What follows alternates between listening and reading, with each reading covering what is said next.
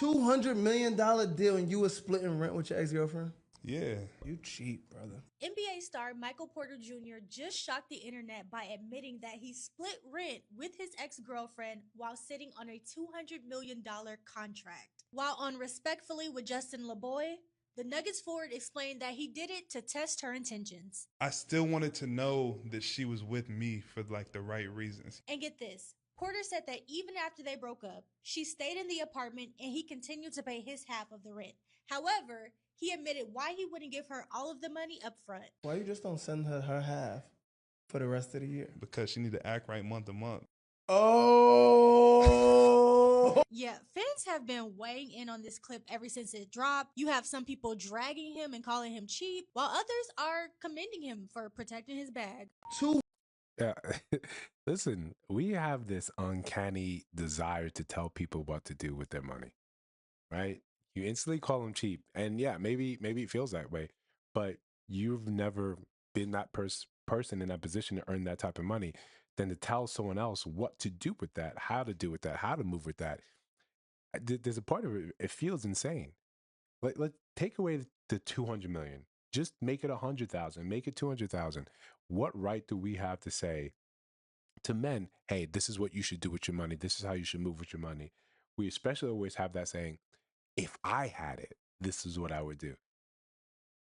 But we never know. You really would never know until you're in that person's position. And again, it's always totally up to them what they want to do with their own money, with their own check.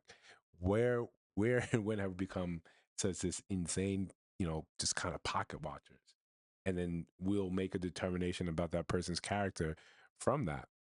Before we continue to deep dive into this one and say what it says about us and finances and money, we're continuing the 60 series. Times I feel like I'm on the mend, and then, then no. So, but we're going to continue. It feels like it's been a while since I recorded. I'm having some camera issues. I'm going to have to get that, serviced, but, the show must go on. Hit that subscribe button, hit the like, drop your comments, share if you feel so moved to, and turn on the post notifications so you don't miss new uploads. We're still trying to do two a day. But yeah, so let's watch this again and break this one down. $200 million deal and you was splitting rent with your ex-girlfriend? Yeah. You cheap, brother. So I think we said this before here, right? There is zero obligation for any person, man or woman, if you guys are not actually married. There's no obligation. You have no obligation to that person. At the time, and I remember seeing another post, went into a little more detail. She found a place that she liked, and she said it's outside of my price range, and he agreed to help her. He said, even if, things will go right, I'll still help you. So on that, yeah, you can say you're not really a man of your word, but he's still helping her. It's just contingent on acting right. I think he doesn't want to have some other, her running and gunning in the streets while he's basically paying to support her, paying that she can live there. The real responsible thing would be to say, okay, we're no longer together. I can't afford this place without you. You have no obligation to help me. I should find another place. Instead, we can be on here, and this is no fault of the woman. I don't think she even started a story. This is from his point of view. But Justin Boy calling him cheap, why? You have no obligation to help someone that you're not married to. That's not family. That hasn't helped you in the past. We want to think that we'll be a certain way with money. That men specifically should be in a position where they should simply be helping women, regardless of your actual relationship to them. If you no longer are with that person, you don't owe them anything but well wishes.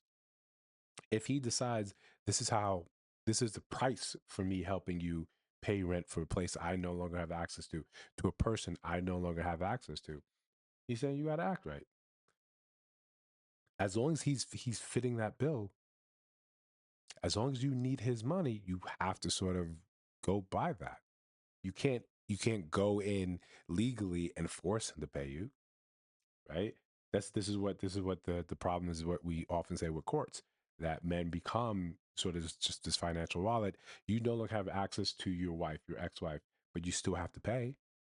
So in this case, this is him just saying, like, this is the price for my continued support. Even though we may not be to actual physically together, there's still a price for this. It sounds harsh. It sounds weird because we live in a society where we have this expectation that men are supposed to take care of women. That's fine. If that's a gender role you subscribe to, that's fine. But it has to be your person. That's it. There's no other way around that. When we see video after video of people having this expectation that, hey, we just met, first date, you should be paying these bills for me. To me, that sounds like the height of foolishness. It sounds completely ridiculous to me. I think to most people, it also sounds silly. It also sounds like something that just doesn't make sense because, again, I have no obligation to you. I just met you. I'm still trying to figure out if I like you or not. And if we're together, we're not married, but we're together, and I make more than you and I have a different lifestyle than you, and while we're together, you get to experience, you get the benefit of that sort of lifestyle. It's always contingent upon us being together. Once that stops, it all stops. I don't have to continue furnishing your life or funding your life because I did so in the past. What we see, and even just in Justin Boy's like offhanded comment, you cheat, brother, is the constant. This is the tool in which you're supposed to get people back in line. This is a genderless thing. This is men and women. Shame is often used to get you back in line when you have no other outward way to manipulate or push someone one way or another. We use shame. We use reputation destruction. I can't physically, take you and say, why don't you give her the money for the entire year? I can't do anything like that. So what I have to do is try to shame you to get you back on point, to get you back on code. The fact is and this is a fact I believe. I think we're closer to a society where shame no longer works for men. It's no longer that defining that tool that you can lean on to get people back where you want them to go without having to have to lift a finger, without having to physically challenge where they are. People aren't really afraid of being canceled like they were before. People aren't, especially if you have a $200 million deal on the table, you don't really care what people have to say about it. The fact is, there'll be plenty of other people, plenty of other women that line up for a chance to take advantage of something like that. They'll see it's an easy win. It's an easy ticket. All I have to do is act right. There's a whole culture. There's a whole economy behind this. It's not something challenging. It's not something difficult. But if you don't want to play, and that's fine. If you don't want to play by his rules, you don't have to say yes to the money. Whenever, as we move into a more a society that's built on transaction, as we're accepting this and saying this is a behavior, you have to understand, women, you have to understand that the power is not with you anymore. If you're saying that men have to do these things and then you find men that can, then that authority is gone from you. You no longer have access to do that. You no longer have the ability to say yes or no. You're dependent on him. You're putting yourself in a financial position where you're depending on someone else. And whether he likes you or not, whatever rules he sets, you have to go by that. But let me know what you think in the comments.